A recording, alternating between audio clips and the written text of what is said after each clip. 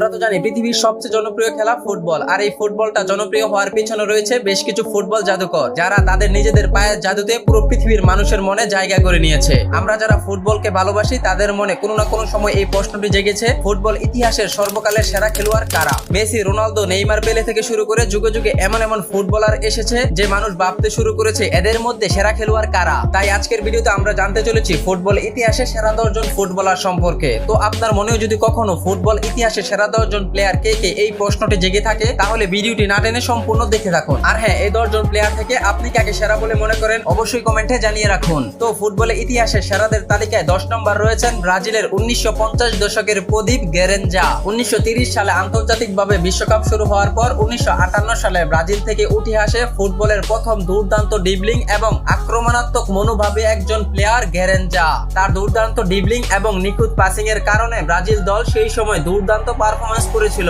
শুধু তাই নয়, গেরেঞ্জা এবং পেলে দুজন একই সাথে ফুটবল খেলতেন, কিন্তু আপনি জানলে অবাক হবেন, গেরেঞ্জা ছিল একজন প্রতিবন্ধী। তার একটি পায়ের পাতা ছিল বড় এবং অন্যটি ছিল ছোট, তাই গেরেঞ্জার ক্যারিয়ারটা খুব বড় হয়নি। মাত্র 4 বছরেই ফুটবল ক্যারিয়ারে তিনি হয়ে উঠেছিলেন পৃথিবীর অন্যতম সেরা একজন ফুটবলার। সেরাদের তালিকায় 9 নম্বর রয়েছেন ফ্রান্সের ফুটবলের নায়ক জিনেদিন জিদান। মুসলিম পরিবারে জন্ম নেওয়া জিনেদিন জিদান ছিলেন ফ্রান্সের একজন সফল ফুটবলার। শুধু তাই নয়, তাকে পৃথিবীর সর্বকালের সেরা মিডফিল্ডারও বলা হয়ে থাকে। তাছাড়া তিনি বিভিন্ন সময় বিভিন্ন বিতর্কের শিকার হয়েছেন। তার বিতর্কের সবচেয়ে বড় বিতর্ক ছিল তিনি বিশ্বকাপ ম্যাচ চলাকালীন সময় একটি প্লেয়ারকে মাথা দিয়ে আঘাত করে মাটিতে ফেলে দিয়েছিলেন এবং তাকে এর জন্য সাথে সাথে লাল কার্ড খেয়ে মাঠ ছাড়তে হয়েছিল। তাছাড়া তিনি সর্বমোট 3টি বিশ্বকাপে অংশগ্রহণ করেছিলেন এবং প্রত্যেকটি বিশ্বকাপে জিনেদিন জিদান দুর্দান্ত পারফরমেন্স করেছিল। এই 3টি বিশ্বকাপ থেকে 1998 সালের বিশ্বকাপে ব্রাজিলের বিপক্ষে 3-0 গোলে জিনেদিন জিদানের হাত ধরে জয় পেয়েছিল ফ্রান্স। এই ভিডিও সেরাদের তালিকা 8 নম্বর রয়েছেন জার্মানির কিংবদন্তি মেসুত ওজিল। তুরস্কে মুসলিম পরিবারে জন্মগ্রহণ করা মেসুত ওজিল ছিলেন জার্মানির একজন অন্যতম সেরা প্লেমেকার। মেসুত ওজিলের চোখ দাদানো ডিবলিং